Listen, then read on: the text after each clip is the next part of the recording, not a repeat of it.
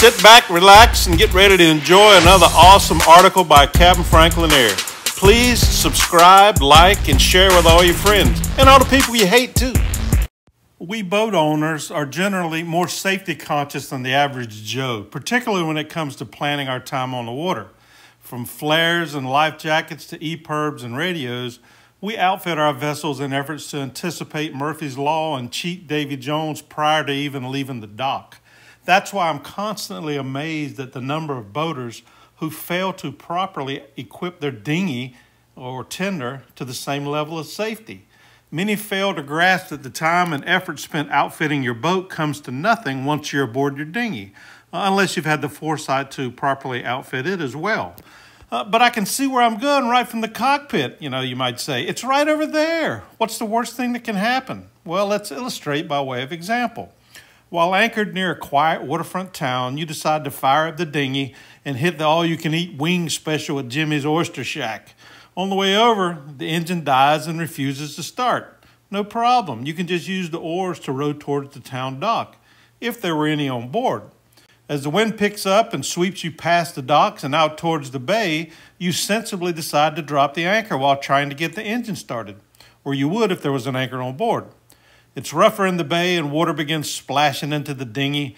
Now would be a good time to start bailing if there was a pump or a bailer on board. It would also be comforting to be able to radio the mothership and ask your crew for help. Unfortunately, the handheld VHF is sitting on the chart table back at the boat. You also don't have any flares or even a whistle on board. We could go deeper down the rabbit hole of dinghy nightmare scenarios, but you get the picture. Most of us wouldn't get underway without equipment such as a VHF radio, flares, or an anchor on board. Why should a trip in the dinghy be any different? Let's take a look at how to increase the safety of every dinghy ride, both for you and everybody else on board. First up, let's talk about the basics. While the legal requirements will vary based on the type and size of your dinghy, typical safety equipment includes a life jacket of the correct size for every person, a sound-producing device, an air horn, whistle, whatever, a bailer, and if operating after dark, proper navigational lighting. A throwable flotation device such as a buoyant seat cushion is also good to have on board. Your dinghy grab bag. The key to ensuring your dinghy is properly outfitted every trip is to make placing required gear on board as easy as possible. A life jacket bag makes it easy to toss and store PFDs on board. Similarly, a dinghy grab bag containing the rest of the necessities will keep everything organized and easy to bring. Any non-corrosive, buoyant, watertight box or container of suitable size can serve as a grab bag. Dry bags or smaller abandoned ship type bags, which are usually constructed of nylon and padded with foam, also work well. Regardless of what type or style you choose, make sure it's large enough to carry what you need and that it floats with everything inside. Secure or attach it to the dinghy with a lanyard so it doesn't float away if you capsize. What to bring? Next up is outfitting your grab bag, which could also rightly be viewed as a mini ditch bag. I will put a link below this article in the description section of how to outfit your abandoned ship bag, which may be also interesting for you to see as well.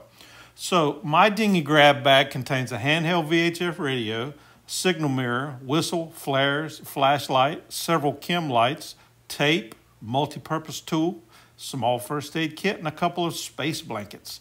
I also carry a small tool pouch with a spare spark plug for the outboard and the wrench to change it with, as well as a handheld compass in case the fog rolls in, making a trip back to the boat interesting.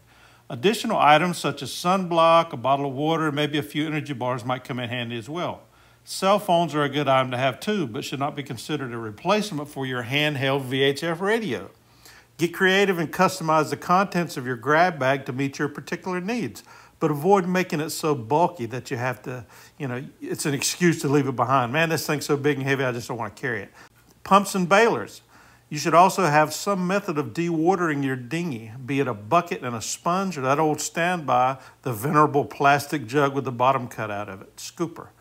A small hand pump, such as the old naval piston type, mounted inboard of the transom works well too. Like the grab bag, your bailer should also be secured to the dinghy to prevent loss in the event of a capsize. Oars, regardless of how you power your dinghy, outboard, sails, whatever, you should always carry a pair of oars or at least a paddle. Ensure oar locks are of adequate size and strength, and unless self-locking, it's also a good idea to have a light lanyard securing each oar to the dinghy to prevent loss while rowing. The oar locks on some inflatable dinghies simply mount into the sockets along the gunnels and tend to pop out fairly easily under anything but the lightest of rowing.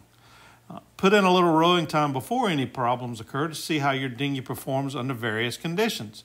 Some types, particularly inflatables, are poor rowers due to characteristically short oars with small blades and oar locks positioned too near the water. While living aboard in Hawaii, my dock neighbor swore it was easier to paddle his inflatable like a one-man canoe while sitting or kneeling forward than it was to actually row it.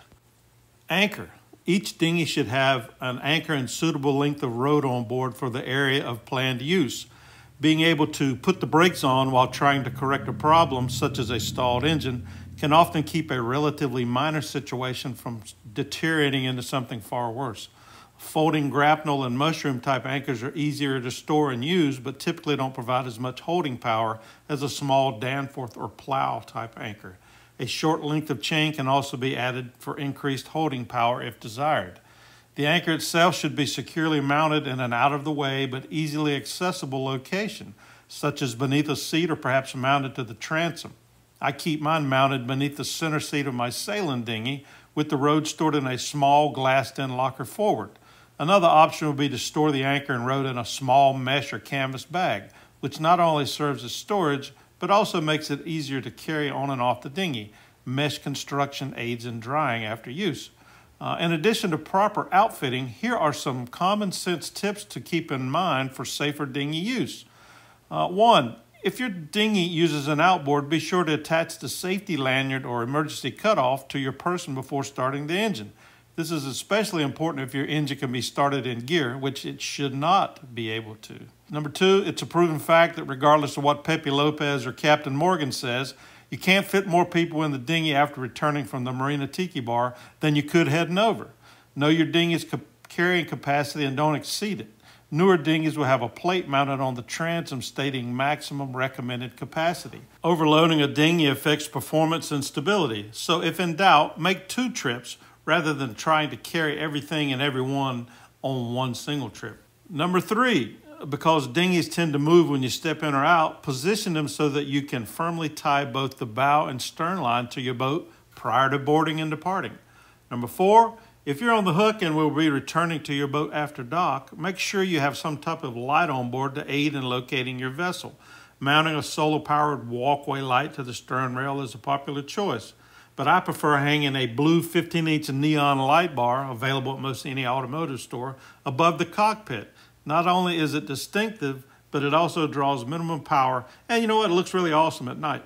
Number 5, ensure your dinghy has adequate buoyancy to stay afloat if capsized or swamped.